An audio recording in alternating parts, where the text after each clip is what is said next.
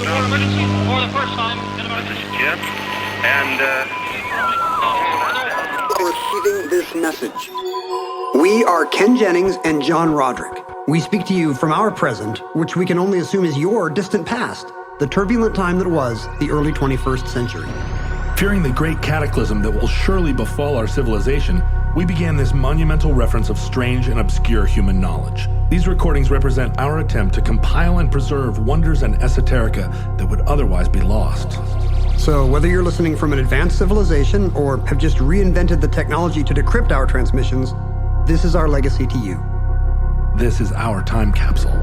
This is the Omnibus.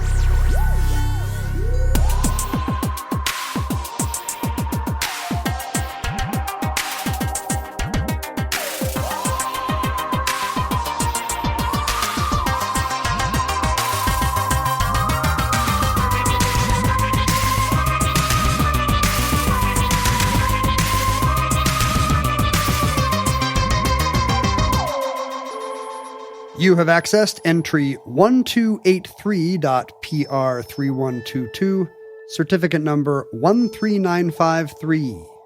Teddy Girls.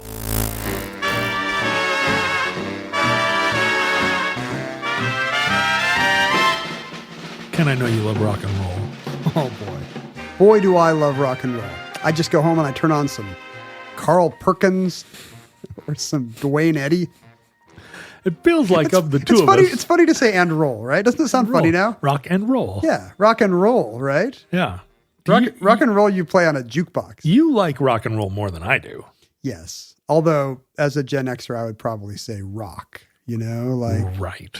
Like as a musician, I think you have license to say things like, yeah, man, it's good old rock and roll. But if I say I like rock and roll, what are you picturing? I guess you're right. It is pretty Carl Perkins-y. I like rock and roll. We have both kinds of music. Yeah. Rock and roll. Well, they got rid of the roll. As rock got wider and louder and, more about the thump, thump, thump, thump beat, there's less roll. Yeah. R&B got roll. Considerably less swing, I guess, isn't there? Rock kept rock. But I'm not sure whether this is I think this might be one of these many generational differences between you and me that I like to point out. That oldies radio when I was a kid was still pre-rock. You had Sinatra.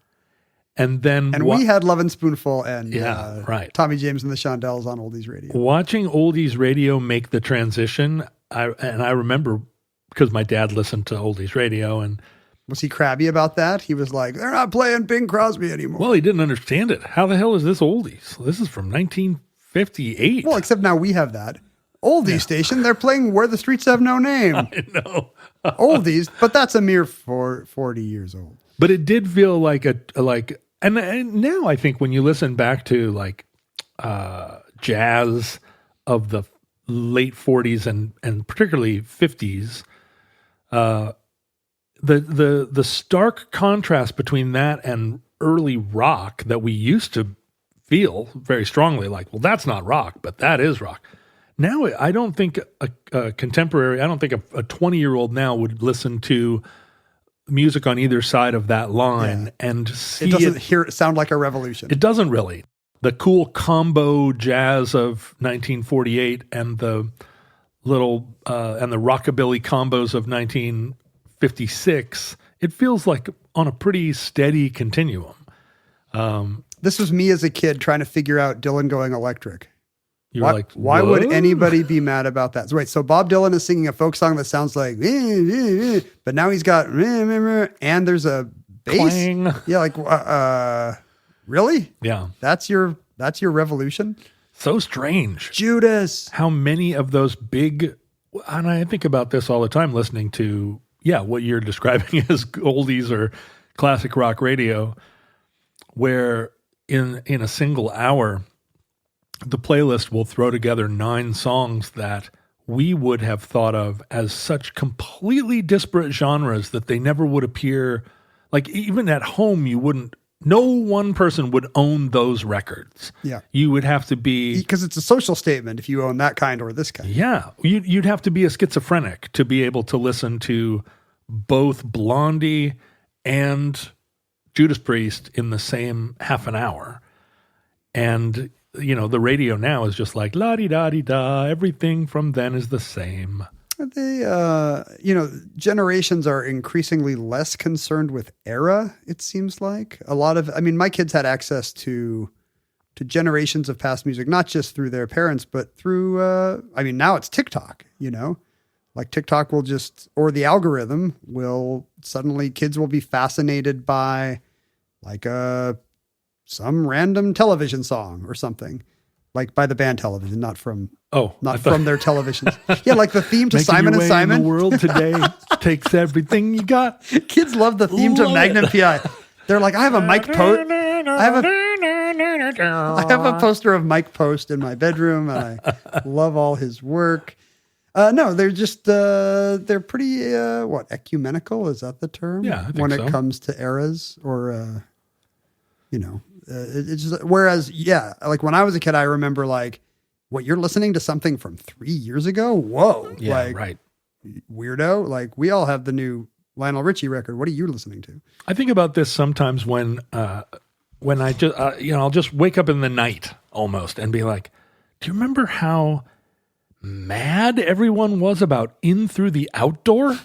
Like, there's just, some record would come out and it would just be like, wow, what a betrayal, or like Rock is Dead and all these things. And it's like, what are you talking about? Like, I've read a couple In Through books. the Outdoor is a great record. I've read a couple books lately about punk purity. Yeah. And some of that was actually not, extrinsic to qualities of the music. That was really like, well, this band doesn't just play at that venue anymore. They play at the other venue where the sellout bands play. Tell you what. Or they're talking about making a deal with this, and that's an imprint of that, and that's a sellout label. And, so there was a lot of that kind of purity. But really, it was so important to those scenes, that the music you listen to be exactly this kind. Is this right before you, when I was just talking about this on the internet, the Stone Temple Pilots. Yeah, Elegant Bachelors. That's right. Are they sexy to you? They are very foxy to me, yeah. The Stone Temple Pilots record came out about 6 months after the Pearl Jam record. Right.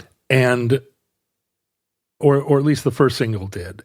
And the reaction to Stone Temple Pilots kind of across the culture, because grunge was brand new, right? Grunge was sweeping the world. People were losing their mind, young people losing their minds to grunge. And then the Stone Temple Pilots release a record that is in every way just grunge right across home plate, right? The guitar player and the bass player are brothers, the DeLeo brothers. They have really complex chord changes. They have this very dark, deep sound. And then on the top of it is this guy going, yeah, no, yeah. Very what we think of now as grunge. Okay. But in that moment, it felt that Scott Weiland, was imitating Eddie Vedder, because Eddie Vedder was the first kind of main lead rock singer to go, yeah, no. Does the timeline work out? Could they have been imitating Eddie Vedder? No, not really. I mean, that record, for them to have made that record, they would have been making the record before 10. Yeah. And Pearl Jam didn't have a long history. Right. They weren't a band for 5 years. They were Mookie Blaylock Until 6 months before. And I think Stone Temple Pilots actually started in 1989 or something. So It was just a weird coincidence almost that these two lead singers both had a very similar sort of like, had never heard a consonant before. yeah, the dogs can find her. It could have, the melody, all of it. It could have been Ed Ved in a different universe. And the Stone Temple Pilots record could have come out the 2 weeks before the Pearl Jam record. I mean, it was just kind of the fates dictated. And Stone Temple Pilots were just declared posers and wannabes and copycats, and no amount of information to the contrary could convince anybody that this band wasn't just like lame. And it took them, I think, years to overcome the critical kind of like smirk They Pearl Jam Shadow. It's a big shadow. and that's a great. That first Stone Temple Pilots record is a great record. All their records were interesting. I mean, I'm not going to say that the lyrics were good, but I don't feel that Paul McCartney's lyrics were very good in the 70s either. So I'm on the shit list of other people. I think my hottest take is that like one of the greatest musical geniuses of the 20th century is also the worst lyricist. Like never listen to a Stevie Wonder song.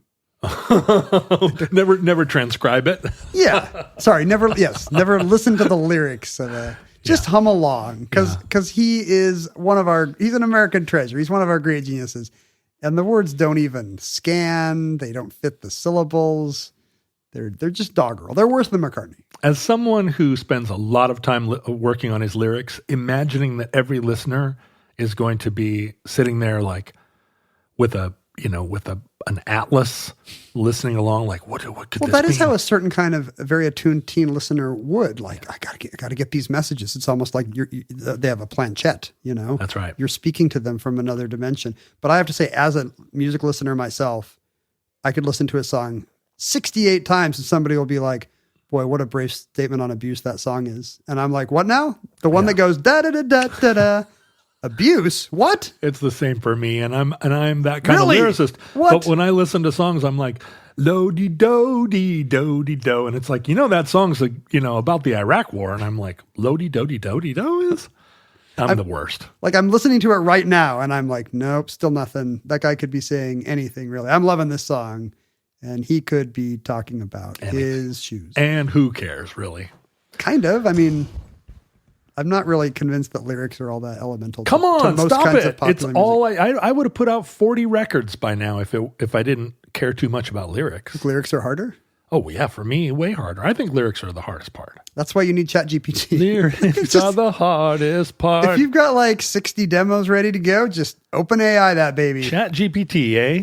Hey, ChatGPT, write some lyrics about abuse, unspecified. Because if I'm writing some paper about symbolism in the work of George Orwell, you want the facts to be right. But if I just need, how long is a rock song? If I need 140 words about a sad evening, I bet OpenAI could do that. I could probably put all the Long Winters lyrics into ChatGPT. I don't know how ChatGPT works, but if I could say, right in the style of the Long Winters, the problem is listeners who are not as AI allergic as us are trying this right now. Oh, don't do it. Don't do it. Don't do it. Stop. Move back away from the keyboard. We don't think it's funny. The problem is those lyrics will be really sad. You're not ready for what those lyrics are going to teach you. Too sad.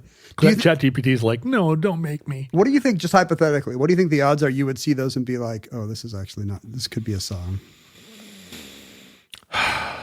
The thing is, I don't think you would have to go far. You'd edit them. You'd have to change them, but I don't know how much you would have to change them. But honestly, I think if I put like refrigerator magnets in a bag and dumped them off of a balcony, I could go down and find the lyrics to a song. Because all the time you write lyrics to a song and you have no idea what you're saying. And then you look at them for 2 weeks and suddenly you realize, oh, I know 100% what I've meant by this all along. And you go and you change a few things around and then the meaning is crystal clear. Do you think subconsciously there was a secret about yourself, or do you just think that would be true of any text that you had to keep singing? This is the big question about art. I think across the board, if certainly most modernist art or most impressionist art or most abstract art, you're pasting something up and throwing stuff at a canvas, and then at a certain point you're like, it's the birth of the Madonna, or it's a protest art about the Korean War. You didn't start with a short paragraph of instructions. No, and I think that's true of anything that is impressionistic and not realistic. But even realistic novels, halfway through the novel, writers are often like, oh, I know what it's about now. It's about Pee-wee loves his bike, and his bike got stolen, and what have we been doing? They can rewrite. A novelist can go back, and I guess a musician can too. Yeah. Do you do that once you know what it's about? Does that change the song? Yeah. I'll go back and rewrite once I know what it's about. Sometimes you don't know what it's about until the record's been out for a year and a half, and somebody comes up and says, "Boy, thank you for writing that song about my mother-in-law. And I'm like, it was about your mother-in-law this whole time. Do you think, for them it is, right? Yeah. Oh, that's another thing about being any kind of, I think, creative producer of stuff. Once it leaves your hands, you put out a book, then it's out of your hands, and then people tell you what the book meant to them, and you don't have any control. You can't say no. Well, most of my books are so literal that that's not true. Like, I actually am somebody who starts with a short paragraph of instructions and then writes the book. It's not art, really. It's craft at best. But I admire people that do the other thing. I think the problem with art is that you can't pick your audience at all. And so you put it out there, and if it's disseminated widely enough, people will find it and appreciate it that you would not have wanted to. There will be people that call you up and they're like, this totally reinforces my worldview. And you're like, no, the opposite. But it's too late. It's too late. It belongs to them now. All the white supremacists who found your music. Oh yeah, there's a lot of you can really read into my lyrics and see that I'm calling for a white homeland. The secret Christo-fascism of the Third Long Winter's record. But there are crazies, so you must get. That will happen whether they contact you or not. I think that what happens with the Long Winter's music, especially, is that it gets discovered by romantic people that want to find the recipe for lasting love in the music of the Long Winters. And is that not why you wrote it? I can confess that it's not a recipe book for that. It's really, or indeed anything else. I don't know because your marriage has survived 15 years, I don't think you can credit it to any of my songs. I think you should accept that when people tell you that. Because you don't know. Thank you. No, I don't. It doesn't belong to me. Well, yeah, exactly. Like, to them, maybe it is the thing that changed how they thought about. Sure, they got matching tattoos of the lyrics, and I go, "Wow." Have you met any exes that both still have those tattoos after the marriage broke up? They don't come up. They don't come up and say, "You see this? I've been trying to get it off my arm. I'm saving up money to get this taken off my arm." As many of you know, I have a full head of hair, or at least I did until recently. Boy, I can't tell you how much of my, let's just say it, my identity was kind of based in the fact that although I didn't have like Jim Morrison hair, I certainly had a lot of hair for a man my age. And when I started to feel it thin, it wasn't even that it fell out in the bathtub. I could just feel the hair as it went gray got thinner, and I didn't know what to do. I went on long walks. I stared out over the ocean. What am I going to do? What am I going to do with thin hair? And of course, you also know, boy, I have a hard time making lists. I certainly have a hard time calling doctors. I was not at all prepared to spend the time and energy trying to digest all of the charlatans and all of the crazy baldness treatments that are out there, the snake oil medicine, etc. And I was thrilled to discover the company Hims, Hims. Hims offers convenient access to a full range of prescription hair loss treatments with ingredients that work, including different, like I for one do not like putting all over myself. It makes me feel crazy. And you can get chewy things, oral medication, serums, and sprays if that's what you prefer. And this is all doctor-trusted, clinically proven stuff like finasteride and minoxidil, stuff you've heard of, stuff that can stop hair loss and regrow hair in as little as 3 to 4 months. None of us should have to go out of our way to feel like ourselves. I mean, none of us should have to stare out at the ocean and think about our thinning hair. Hims brings expert care straight to us with 100% online access to personalized treatments that put our hair first. That's right. And no hidden fees, of course. So for simple online access to personalized and affordable care for hair loss, but also for erectile dysfunction, weight loss, and more, Hims is a one-stop shop. Visit hims.com/omnibus. That's hims.com/omnibus for your free online visit. Check them out. They do a lot of stuff. A good friend of mine said that he got some medication from Hims that has really been helping him out that's not related to hair loss at all. So I'm intrigued. That's hims.com/omnibus. But remember, individual results may vary. This is based on studies of topical and oral minoxidil and finasteride. Prescription required, so see website for full details, restrictions, and important safety information. Now, I don't want to just be talking about my own medical problems all the time, my own history of, the many, many pills that I have to take now just to stay alive. But just recently, I went into the doctor, and he said that I have prediabetes.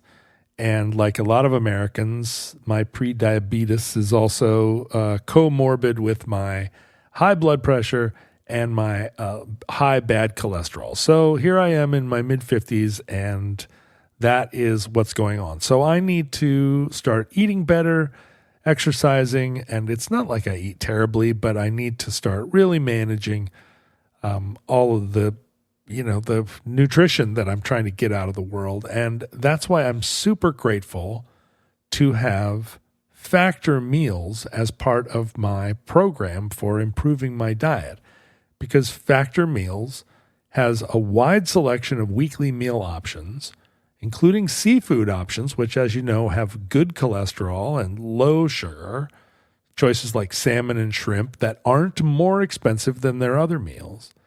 And Factor meals can help support what I'm now euphemistically describing as my wellness goals. There are even more GLP-1 friendly meals, new Mediterranean diet options packed with protein and good for you fats.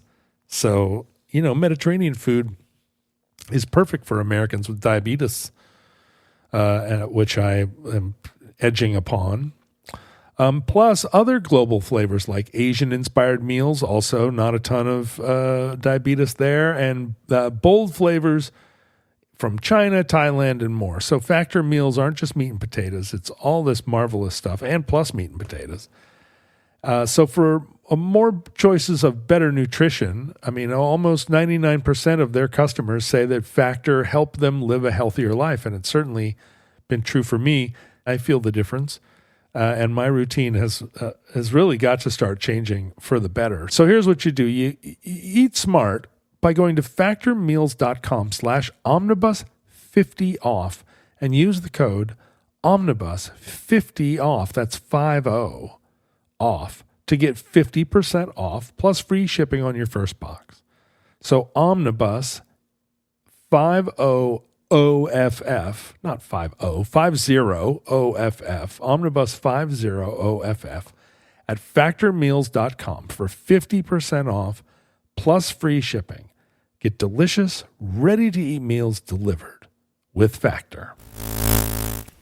Why are we talking about art? I can't remember. Because I like rock and roll. Right, why are we talking about art? Well, we think of rock and roll and teenagers being kind of inextricable. Yes. And we think of rock and roll sort of developing teenage style, teenagers playing formative roles in new movements in rock. Sure. Like I can think of some cases. And really the birth of the idea of a teenager coincides pretty closely with the birth of rock. So before we called them Bobby Soxers. But even that's the teenager. Yeah, right? Listening to Sinatra and fainting. But even that sort of the post-war of Yes. it, right? We don't think of teenagers exactly starting. There weren't any before 1943. They just went right into their factory job. Right, but 1948, you could almost start to see like the nascent teenager kind of coalesce out of the fog. It's also because they were making trouble. Teenagers, it's a bit of a slur, the T word, like it coincides with the rise of establishment fears about juvenile delinquency and what's happening to the kids. That's right. And we, within teenagerism, that idea that teenagers are intrinsically rebellious, that what had formerly been a kind of transition period between childhood, where you were not allowed to wear tall socks, and adulthood, where you were, or in our culture, you cannot. Had to. Yeah, you can't put a flute in your nose until you're 14, and then, by the time you're 17, you have a flute in each nostril.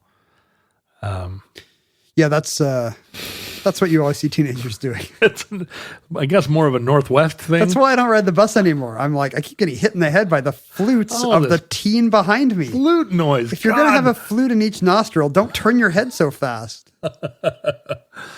But there was kind of an origin point for all these connections kind of coalesced in that post-war moment.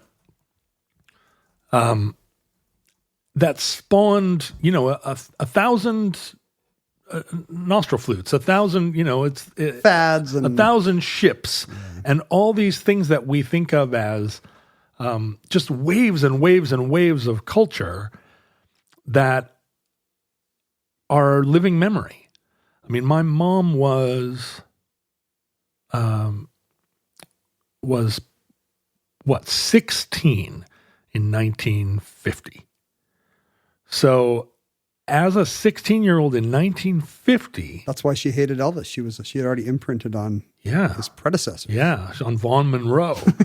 As a 16-year-old in 1950, my mom did not identify with teenagers because... She was like, you. A little... We never would have done this. Right. We knew we were serious people when we were in school. By 1954, she was 20 and she was an adult and listened to adult things and did adult things and wore adult clothes and she was trying to be a member of the adult world. And in 1954, there was suddenly a new demographic that in her experience, as in 1950.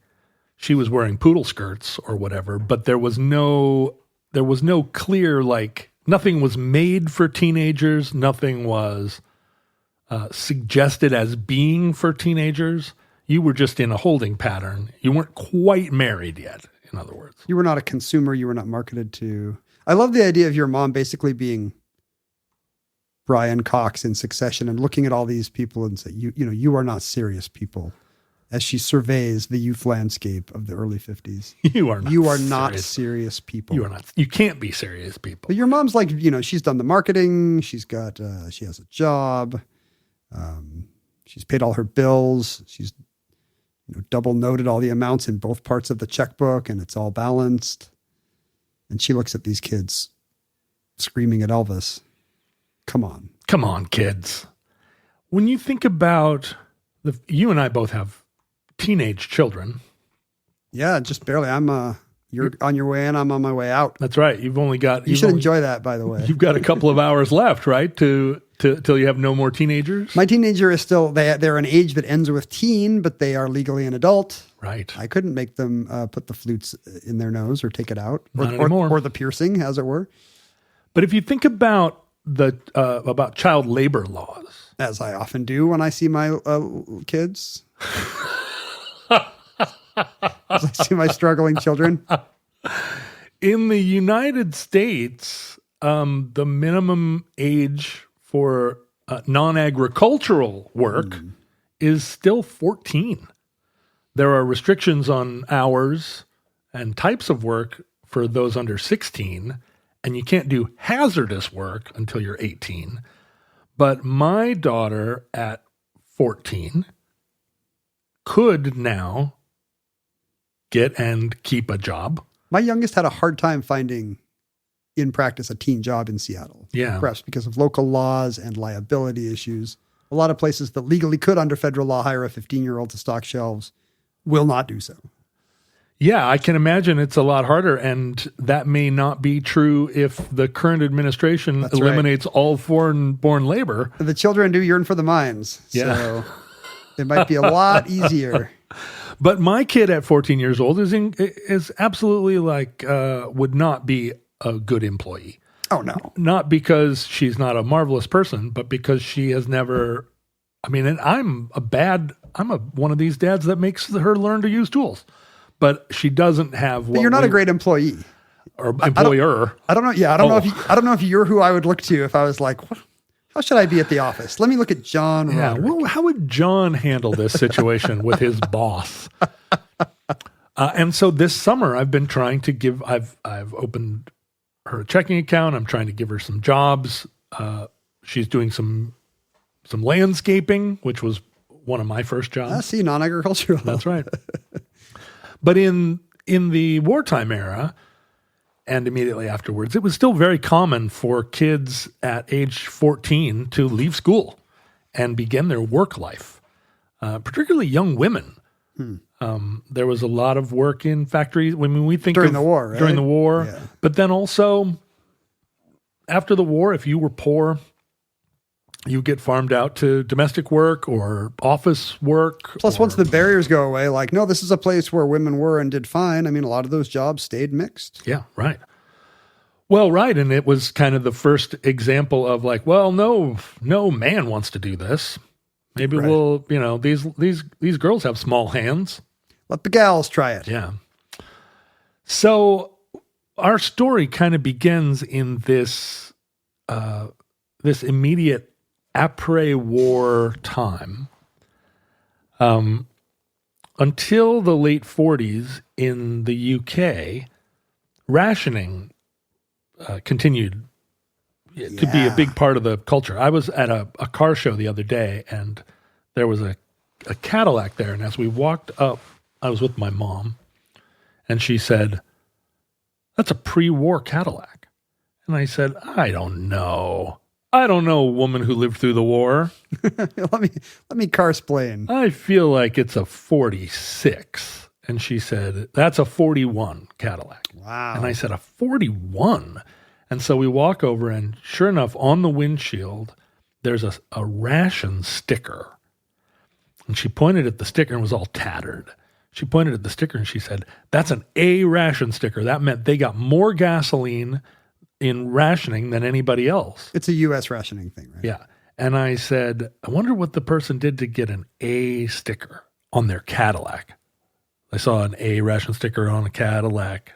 The voice inside my head. Don't look me. See, that's what rock and roll is. Mm-hmm. Songs about Cadillacs, because it rhymes. And she said, well, my grandfather had an A ration sticker, but it was because he was a postman. Ah. And then the man that owned the car came over and he said, it is a 41.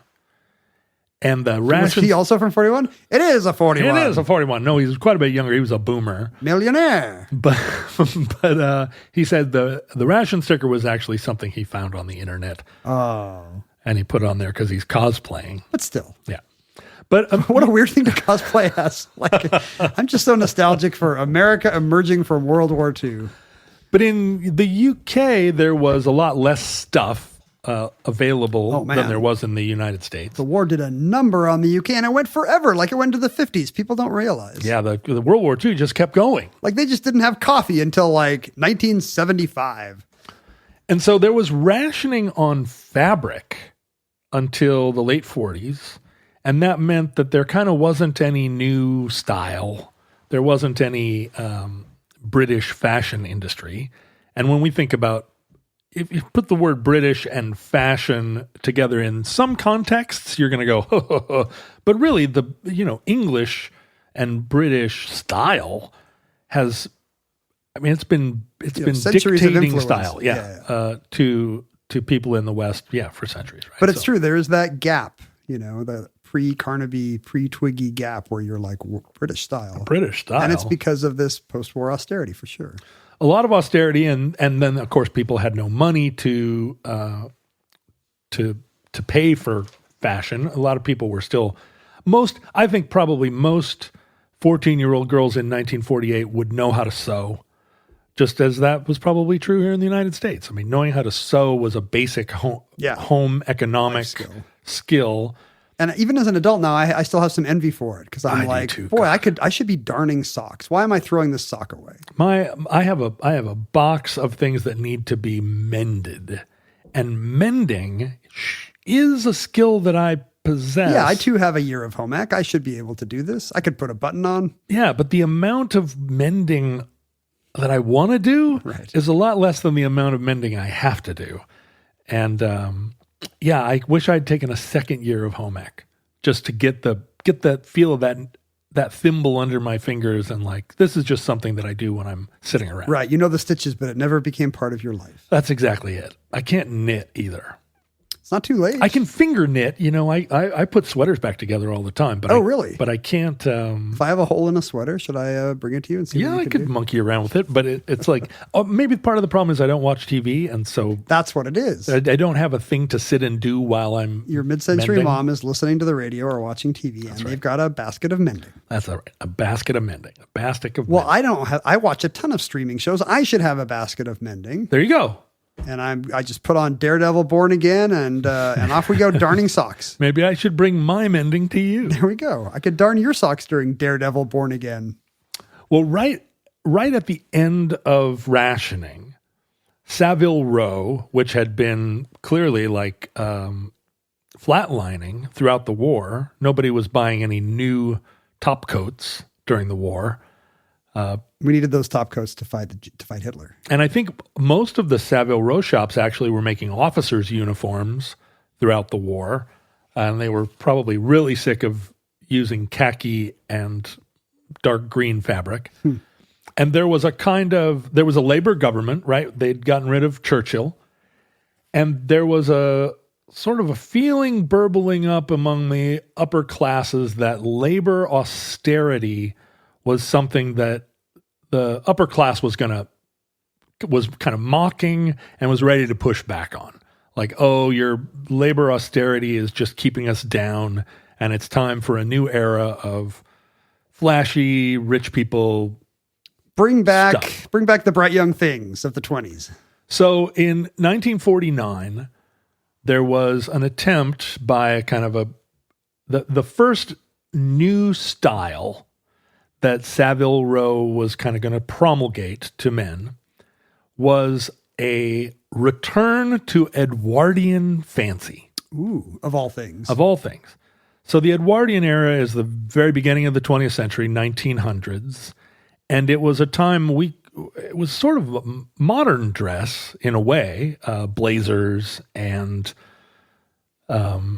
women were still kind of in pretty elaborate. There's big skirts still. Skirts, but it would be recognizable to us, morning coats and drapey coats, a kind of style that we see come and go, where the waists are narrow and the shoulders are broad.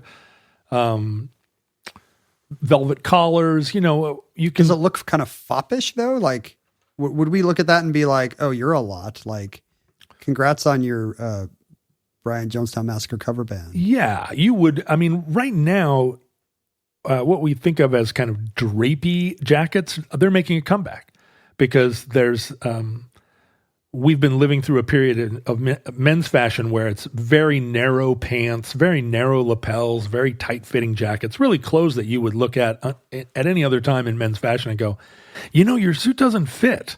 It's for a smaller man.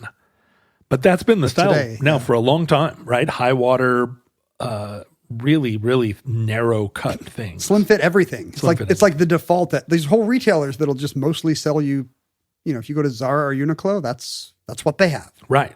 And there was that James Bond movie where he showed up in a tuxedo and you could see his shirt under the button, like he had it buttoned and there was like this big white bunch of shirt between that and his pants, and it was like, maybe this is literally James Bond. James Bond should not be overeating.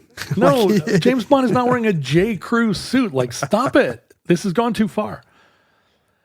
So now there's a return to this much drapier, broader lapels, narrow waist, big shoulders. You're going to see it in the next just couple of years, like high-waisted. Zoot suits are back. Zoot suity kind of pleated pants, wider legs.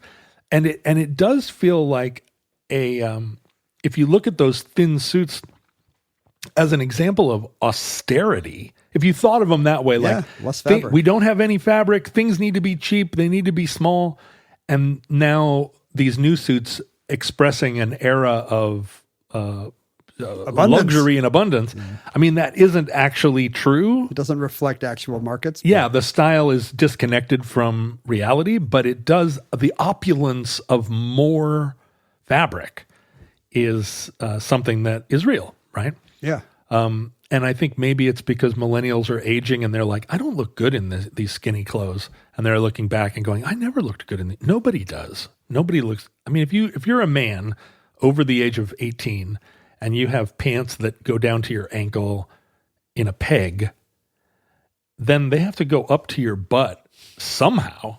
And if your butt is, there will be a cone. There's going to be. You're definitely going to look like an inverted triangle at some point. So out comes this collection of sort of Savile Row. It's the first new bunch of men's style after the war in 49, and it's Edwardian influenced, kind of opulent, sort of throwback style that's trying to kind of cash in on this conservative riposte to labor austerity, and it just futzes. Nobody adopts it. Actually wants it. Yeah, the people don't. It's one of the instances where the fashion industry tries something and it's a bubble and nobody actually buys into it. And maybe it's because still most people didn't have money. Yeah, they didn't have the money to spend on clothes in this way, and you're not going to take a risk. You're not going to be. If you can afford, if this is your first suit in 5 years, yeah. Hey, these might come back. But what was interesting was there was, by this point in time, there had become what we now love, what I love. It was the dawn of the charity shop, the thrift store, where people Oxfam. Yeah, where people were emptying their closets, and if you were poor, you could go get serviceable garments for cheap. And during this whole period where everybody was wearing their clothes until they were patched and threadbare, there was no kind of like this is in style, this is out of style exactly. During the whole war period, it was like, does it work? Is it solid? And there was a generation of young people who, coming out of the war, all of the many conversations we've had about where teenagers came from, why teenagers became their own demographic, this was really the very beginning of that. The kids that had been born like just before the war, that had grown up in the war, had grown up in the rubbles of London, were now looking for ways to make this transition to adulthood. A lot of them were already working. They were working class kids or kids that had been working from their teen years on, and kind of unsupervised and beginning to, and influenced by jazz and very neighborhood oriented. And they started to adopt these Edwardian styles, partly influenced by this attempt of Savile Row to say, like, here's the new look. But these kids could find those jackets and those pants and those waistcoats in the thrift shops that were actually the original Edwardian clothes. So they were not buying the unsold stuff from 1950. They were buying their maybe grandparents' clothes. So initially they echoed. There were kids kind of scattered throughout London that were like, oh, that's the style. Look at this. I found this. Yeah, this was my grandfather's coat, or not even, right? The Edwardian fashion ended at the First World War. Yeah, that's true. And that would have only it could have been their parents. Yeah, it would have been 30 years old. Could have been their parents' closet or attic. But then Savile Row had manufactured this stuff and didn't sell.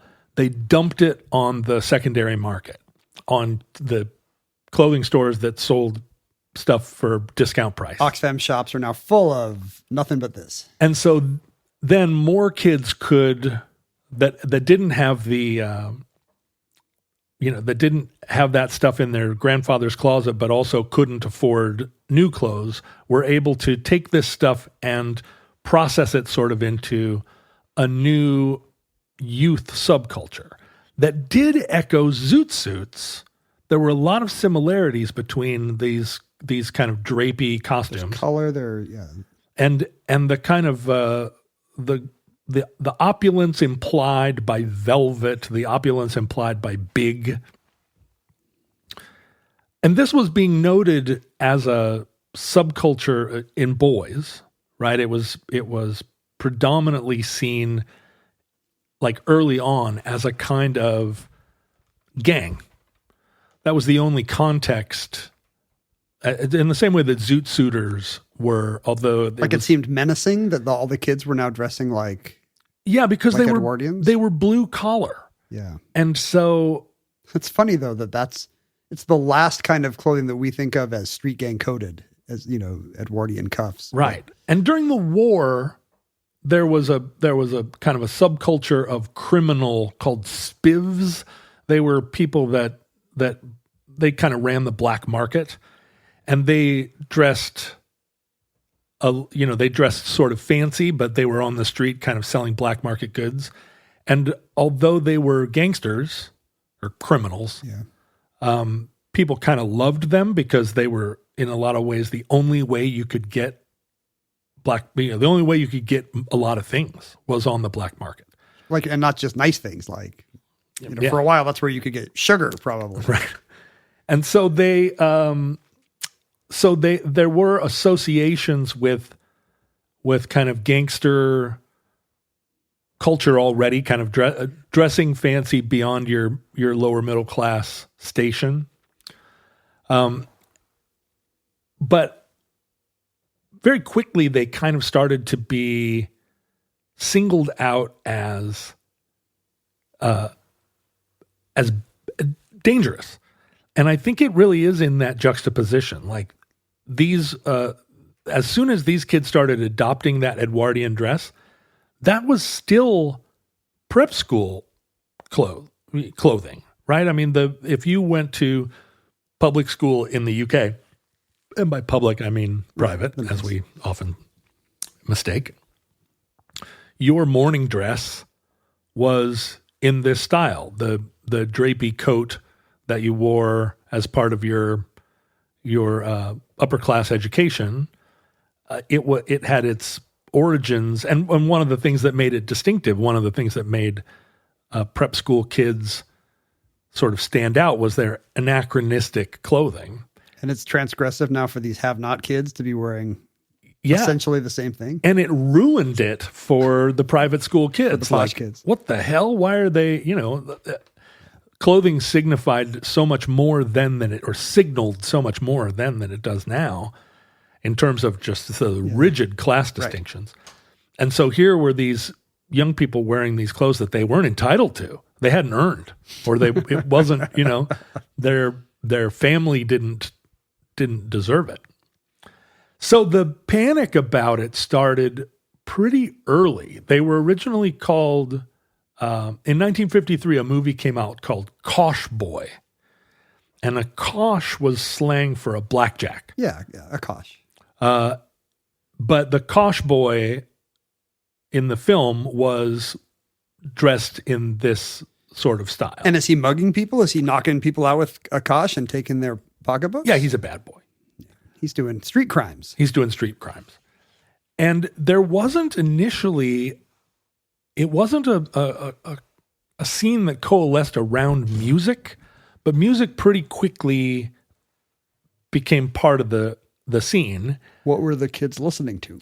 Well, they had the original kind of theme song of this scene was a tune by Ken McIntosh called "The Creep," and if you listen to it, this is 1954.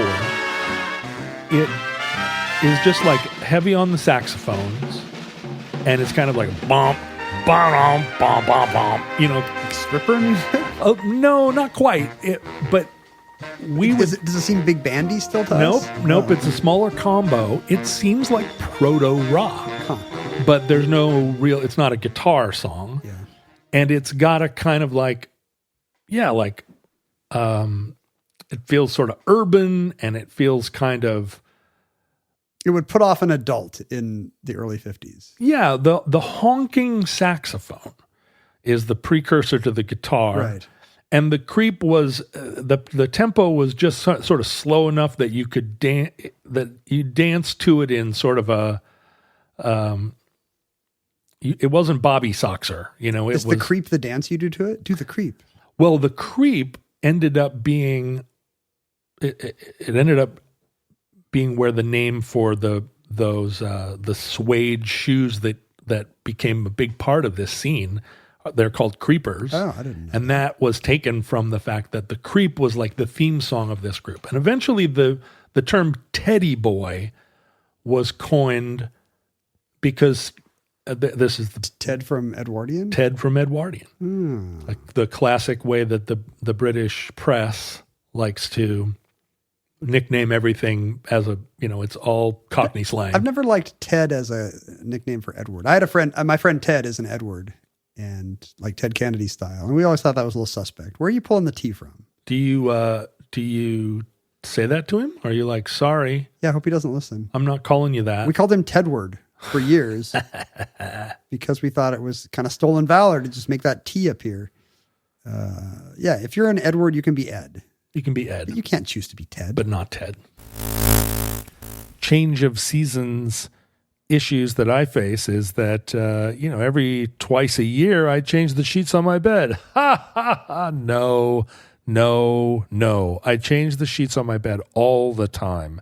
And in fact, I read something the other day that ladies feel like when they show up at somebody's house, if the person has dark sheets, that's a bad sign. You don't want to have dark sheets on your bed because it seems to be a thing that you choose if you're trying to conceal a multitude of sins. But not me. I have only fresh white sheets, and on my bed at this very moment are my Miracle Made sheets that I've had now for a long time. They appear not to wear. They're still in as good a condition as they were when I got them, unlike, say, for instance, my flannel sheets, which are falling apart at the seams. But what's marvelous about Miracle Made sheets, there are several things, and I know that you've all heard what's so marvelous about Miracle Made sheets before, but I'm going to tell you again, Miracle Made sheets are temperature regulating, so that in the fall here in Seattle, in the autumn, sometimes it's 40 degrees, sometimes it's 75 degrees. It's impossible to know whether you should sleep with the windows open or not, but your Miracle Made sheets are always going to keep you exactly the right of cool and crisp while you sleep. And they're infused, as you know. You could probably say it with me. They're in silver infused fabrics that were inspired by NASA. And that's part of how they regulate your temperature with this silver infused fabric. Now, I'm not a chemist or a silver infuser, so I can't, describe exactly what's happening, but it certainly from personal experience has worked for me. And plus, the other marvelous thing about them is that bed sheets, they get dust mites, they get bacteria, you're sleeping in there, you're breathing on them. And Miracle Made Sheets' silver component is a natural antibacterial. So, for those reasons alone, the temperature regulating and the self-cleaning, that is reason enough to prefer these sheets over others. But the quality of them, the comfort, the smoothness of the thread count, they're just great sheets. I can't recommend them highly enough. So upgrade your sleep as the weather changes. Go to trymiracle.com/omnibus. That's trymiracle.com/omnibus to try Miracle Made sheets today. And whether you're buying them for yourself or as a gift for a loved one, if you order today, you can save over 40% off of the normal price. And if you use our promo code Omnibus at checkout, you'll get a free 3-piece towel set and save an extra 20%. Miracle is so confident in their product, it's backed with a 30-day money-back guarantee. So if you aren't 100% satisfied, you'll get a free refund. Upgrade your sleep with Miracle Made. Go to trymiracle.com/omnibus and use the code omnibus to claim your free 3-piece towel set and save over 40%. Again, that's trymiracle.com/omnibus to treat yourself. Thanks, Miracle Made, for sponsoring this episode. So teddy boys are Edwardian boys. Edwardian boys. And they're springing up in all the places that now you love in London. Notting Hill and Portobello Road. All the shops on Portobello Road are selling these crazy jackets, as they probably are even now. What were then kind of cheap bohemian neighborhoods in West London? Yeah, and all the East London or East End sort of places where the buildings were still in rubble from the bombs. And so many things are developing at this time that we now think of as being rock and roll. The duck's ass or quiff haircut that was kind of very independently cooked up, just like a haircut. I've never actually worn one. My mom never has called them anything but duck's ass. Duck's ass. And I'm like, there's a lot of other names for it. The quiff, the pompadour. Yeah, it's a pompadour. And she's like, duck's ass. That must be kind of is that a rural American way to see it? I see fewer duck's asses than a farm girl would. I think maybe DA is something it was also called, the DA. Because you can't say duck's ass around your mom. In polite society. But if your mom says it. And so that does not have Edwardian roots, but that would go with like somebody be wearing these vintage clothes and they'd have one of these really super styled haircuts. Well, and a lot of stuff started to come in, and they were drawing from a lot of elements, right? The high-waisted pleated pants, but the waistcoats, like that all came from Edwardian stuff. But the suede creeper shoes, bolo ties, like they were finding elements in the shops of Portobello Road and combining them into what was clearly meant to be over the top fancy, something beyond just, they weren't aping. Yeah, it's a an rebuke. Earlier style. It's a rebuke. To the current fashion standards. And in the United States, there was a similar sort of teen menace, but it was much more connected to leather and denim and T-shirts. It's a motorcycle coated look, right? Yeah, and these scary denim kids were coming to your town, and they were going to get your teenagers all hooked on cigarettes. It's more of it's explicitly kind of casual wear. It's working class. It's the opposite of the vintage shop look. But because of in that moment, there was now America was sort of newly a real content creator. American cinema, there were in the UK, they were consuming American culture. Their ideas of youth rebellion are our iconography. Right. And so the premiere of the film Blackboard Jungle in the UK introduced a lot of ideas of teenagerism and rock and roll in particular. Yeah, Rock Around the Clock is in Blackboard Jungle. Yeah, it's such a stodgy. It's like a stodgy Glenn Ford classroom movie if you watch it today. But at the time, it was wild, it had Bill Haley and the Comets in it. So, and it had Sidney Poitier. Like it was transgressive at a lot of different levels, and it was really then 55 that what had been this working class teddy boy culture adopted rock and roll as its soundtrack. And when we think of teddies, particularly in the rock scene or in a fashion sense, you think of them as inextricably connected to really rockabilly and early rock. It's a big part of they seem to be like mated from their inception. But in fact, by that point, teddy boy culture was 6 years old, and they'd existed with nothing but jazz. With jazz, and they suddenly found themselves mated with rock and roll. At premieres of Blackboard Jungle across the UK, there were riots as the kids watching the film were revolutionized. This is it. This is it. Like it's today. We're tearing up the seats. We're burning down the theater. And this was at a time when the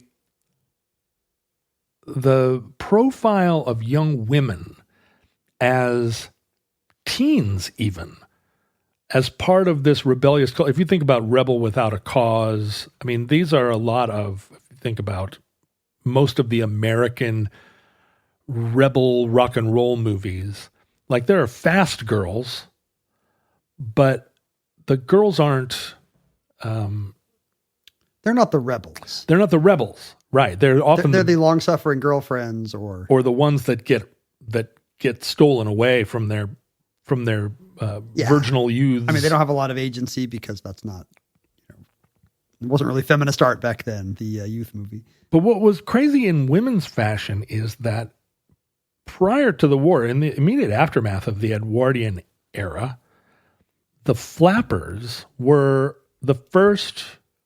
That was the first women's fashion to respond to Edwardian frippery with androgyny.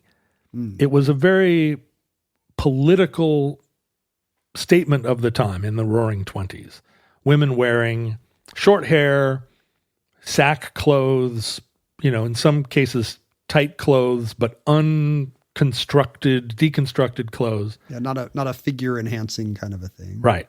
And those styles had sort of introduced this rebellious, anti-authoritarian women's fashion that kind of percolated underground. I mean, during the Depression, everybody was just sort of wearing whatever potato sack they could cut armholes in.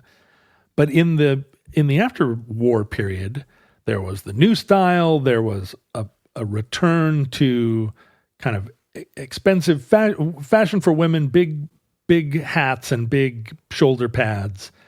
It was more masculine, even high fashion, but a return to femininity and a return to luxe.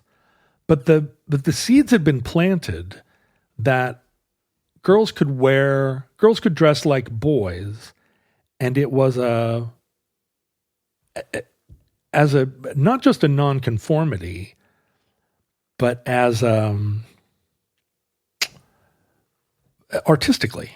Yeah, it's a marker of style. It's a marker of style and a marker of independence, even from the boys that you're aping or influenced by. Yeah. Well, what history would have normally done is forgotten the Teddy girls, because the Teddy girls never in their time achieved enough notoriety, enough visibility to be considered sort of anything but the girlfriends, I guess, of the Teddy boys who were making the scene, and ended up being the Teddy boys became really were the forefathers of both the rockers and the mods. They were the forerunners of what became because Teddy boy culture then reciprocated rockabilly culture, so that by the 60s, American rockabillys were dressing like British Teddy boys, or with a lot of those influences. And through the American lens, all British youth culture of this period culminates in the Beatles, and they emerged from Teddy boys, right? They really did. They all had those quiffs at first, and the Beatles velvet suit collars. And McCartney wrote a song about Teddy boys, I think. So you think of that. So like that's how I think an American, especially a younger American, comes across this culture is like, it's a Beatles precursor, like skiffle. Well, but by the time of punk rock in the 70s, Teddy Boy had then gone through a couple of iterations. And in the 80s and even in the 90s in Seattle, there were plenty of people dressing in Edwardian jackets with leopard print creepers. And so it never fully assimilated? Like those people would see themselves as Teddy Boy descended? Well, it's funny, in all of the sort of gang wars of the 60s and 70s rock fans, like mods who were descendants of teddy boys and skinheads who were sort of descendants of mods being more interested in soul music, skinheads being then influenced by ska and reggae. They teamed up against rockers who were descendants of teddy boys in the... it's really like Abraham's it is. children fighting. But then the Teds sided with the rockers, and the mods and skinheads thought of the Teds and rockers as being like old, like nostalgia heads. But then by the time it was the 1970s, like who was... Yeah, punk is the era of which. Yeah, and punk is punk is descended then from both mods and Teds, but culminating, recombining. We need a graph. It's very confusing.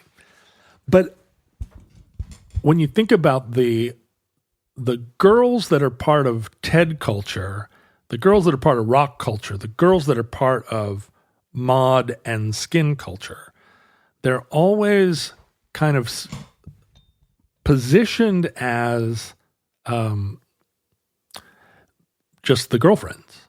Do they dress like their respective male fashion icons? Or what's interesting is that each one of those subgroups that have the women in those groups dress in very distinctive and very influential styles that are only 40% related to or connected to what the boys in that subculture are wearing. What's the other 60? Is it like what women are wearing at the time, mainstream women are wearing, or like what else are they doing? So as American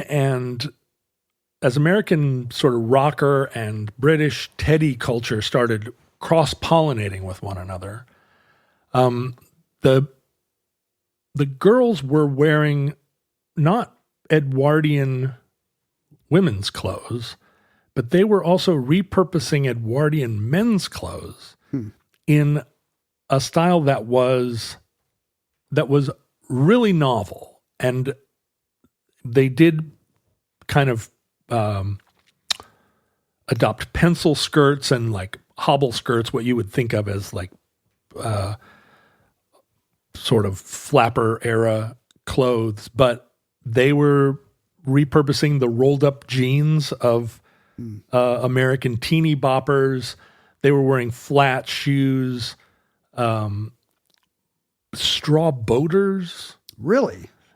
That I don't think I've seen. Toreador pants. I was with you till you got to the straw boaters. This is also a time when the ponytail itself would have been a rebellious... Professional women don't wear moms and wives don't wear ponytails, right?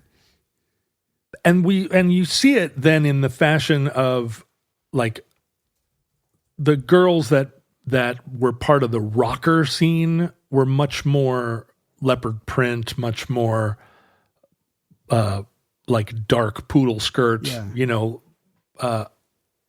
but skinhead girls had their own kind of androgyny that was they're called skin birds. Skin birds. And their vibe is so different from skinheads in some ways, fashion-wise. I mean, they're crazy. Birds have different plumage, the men and the women. It's not just a reflection of the male or the female. And weirdly, it's birds with a Y. Oh, it's not like birds. It's not like me bird. No, it's bird. It's the other bird. It's Admiral Byrd, which they're named after. Very few bands are less skinhead coded than the Birds. Right? Like what's the least ska band of the 60s? Yeah, maybe the Birds. But a lot of these subcultures, they don't ascend to mainstream, right? If you think about what is in mainstream culture for fashion in the early 60s, the late 50s. Yeah, a lot of the youth culture bubbles up, right? It bubbles up. We get Twiggy, we get kind of the short hair, the androgyny, but it's... And, high fashion models in Milan and New York are wearing like Carnaby looking stuff, right? Mod descended fashion.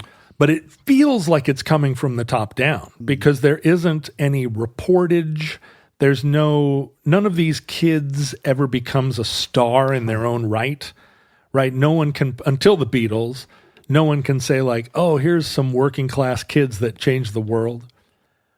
But in 2005,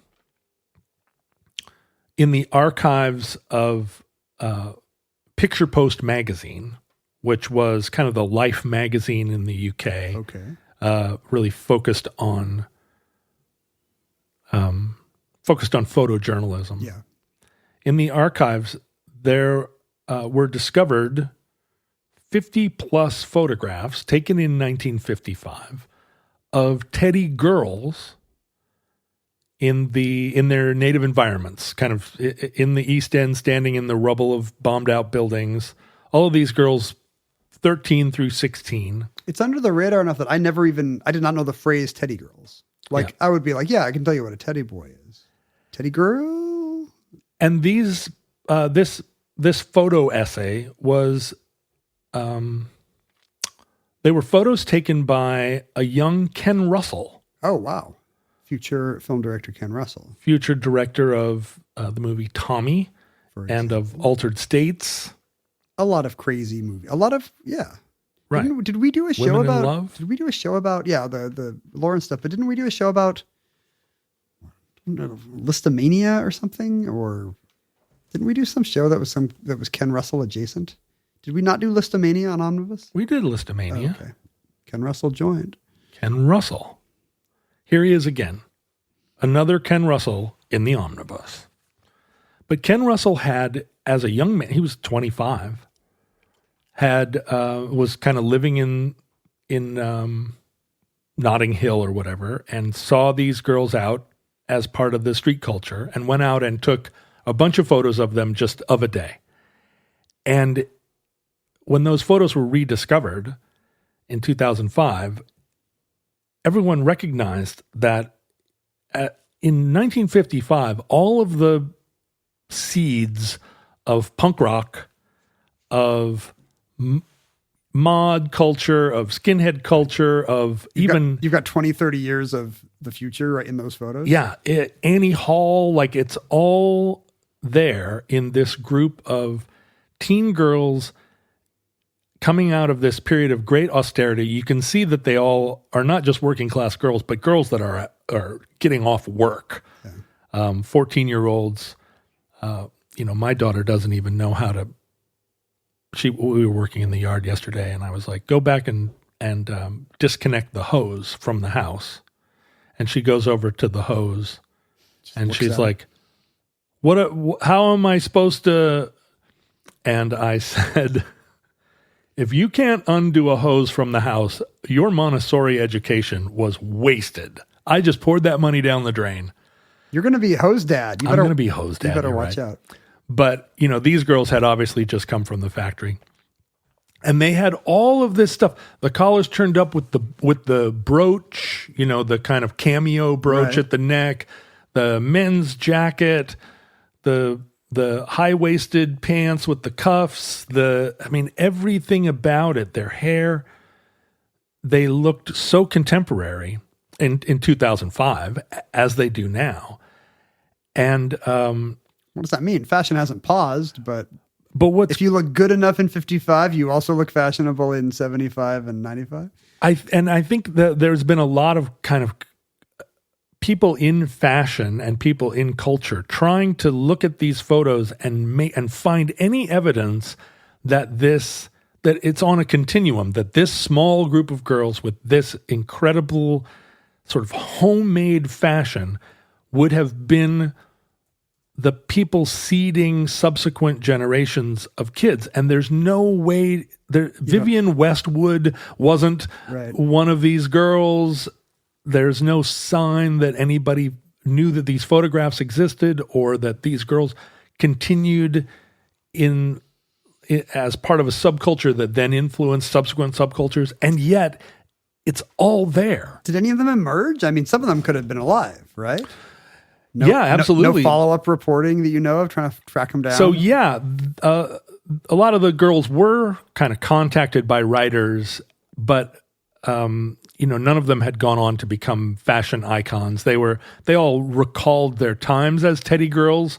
Mary 2V gave a long interview where she described sort of how she came to her clothes.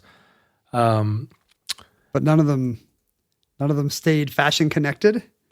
No, they were poor girls from the wrong part of London. They called themselves the Judies, but they ended up, Judies. It's kind of like when you do those Beatles documentaries and you reach out to the 25 young women that were the throwing jelly babies at the most connected to the Beatles. They all were part of their friend group, and they all live in some house in Merseyside, and none of them became international superstars, rather. or internet superstars, right? Either way, although at any time one of them might be an internet superstar. All they have to do is it's not too late. Try and teach their kid to use a hose.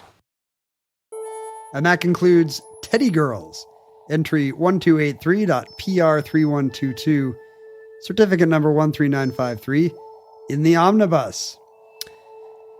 Omnibus is officially anti-social media. We're antisocial, and we are media, and we are antisocial media. We are media, and we are you and I both. Oh, God. Can you imagine what we would be like in a normal world? In a different timeline? What do you mean? I mean a timeline where none of this... Like, we have office jobs or something? Yeah, right. If you had stayed a computer programmer and I had what would I have ever been? I guess I would have taught at a community college. I'd be like Robin Williams in Good Will Hunting. Yeah. Some community college where my roommate came by and was like, "You're just mad I won the Fields Medal." You could be a HR somewhere. I don't know. HR? Yeah. Oh, yeah, maybe. You'd have to knuckle down and knuckle under. I can't do either thing. People come by your desk and ask if you saw the game. Oh, God. Hey, you like to chat? You having trouble with those TPS reports? You like to chat? You wouldn't mind. Maybe you'd be the one coming by people's desks and being like, "Brr, brr, brr, brr, brr. So I made some chili last weekend. I'm going to be eating that all week." Or, I don't know. Whatever. And you're sitting there trying to... Yeah, that's great. John, look, I've got a deadline. In fact, don't you have a deadline? That's a pretty good idea for a podcast. Like, one co-host is trying to like finish like some 80 lines of code or something. Like, they need to get this thing out the door. And the other guy is just like, "Hey, so are you watching Andor?" That is a pretty good idea for a podcast. I wonder why nobody's doing that. It would be the opposite of chemistry. Like a lot of podcasting is pretending you want to listen to the other person, at least in my experience. This would be the opposite vibe. Yeah, we're just like, yeah, great. Well, thanks for stopping by. Get away from my desk. That's the name of the show. And that's why we're not on social media, even though I was just showing John a clip on Blue Sky. We were at Omnibus Project for a while. But there's still places to hang out if you're an Omnibus fan. There's future links on Facebook. Mm-hmm. There's a Discord. There's a subreddit.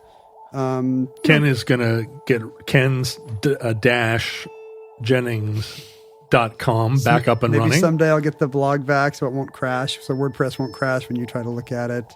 You can go to alt.fan.omnibus and see what's going on there on the news groups. Mm-hmm. Wait, there should be a news group. Is it too late to start a new Usenet news group? Are there still news groups? I mean, I think so. Huh. I think there's some Google portal. Maybe they don't support it anymore. This might be another one of those generational things where I have no idea what a use group is, and you know everything about what a use group is. No, we've talked about news groups. I know. But yeah, go to alt.fan.JohnIsConfused.org. It's not .ru.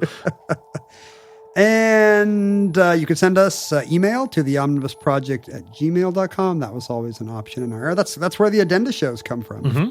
If nobody writes, there's no addenda. Addenda would just be you and me talking about that elephant. Well, I think we can do that for now. Special all Esowit. Ken, how's Esowit today? Well, John? That reminds me, we have to do an addenda show in just a minute. Like, not for our... Oh, well, don't give away any of that Esowit content. Was that Splatter Splot thing going to be on the show, whatever that was? Like, did everyone hear that or just me? What was that? We'll never know. Well, if you just heard that splatter splat thing, that was supposed to be there. That was an artistic choice. It's part of John using AI to write his lyrics now. And so I guess I should be looking up Esowit and seeing what he's up to. Addenda listeners, Patreon donors know that there's a baby elephant sponsored by the Omnibus Project who makes appearances on the Addenda. If you don't know about this, it means you're not a Patreon supporter. You've been enjoying just a fraction of the Omnibus experience. And if you go to patreon.com/Omnibus Project, you'll read about other avenues of enjoyment that are available to you. Addenda shows, early access to the week's show, many more perks. Perks. Many such perks. Perks. Is that how you say perks? Perks.